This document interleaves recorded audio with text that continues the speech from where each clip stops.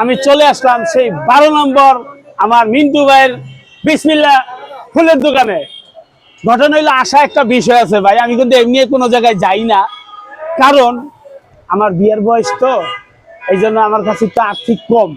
এই জন্য মিন্টু ভাইয়ের কই আমার বিয়ের বাসরঘর সব সাজানোর জন্য ওনার কাছে আসছি। ভাই বলেন আমি কেমনে কি করবেন? হ্যালো বিয়াস, আজকে আমার দোকানে চলে আসলো, দেখেন আমার বন্ধু খাদক জহির চলে আসছে।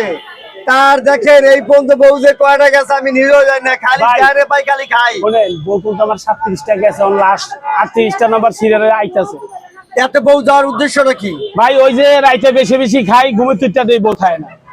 মানে এত খাওয়া খায় খাদক, তাই দেন খাবার তো চালায় বউ রামতে রামতে আর অদৃশ্য হয়ে গেছে, তাই বউ চলে গেছে।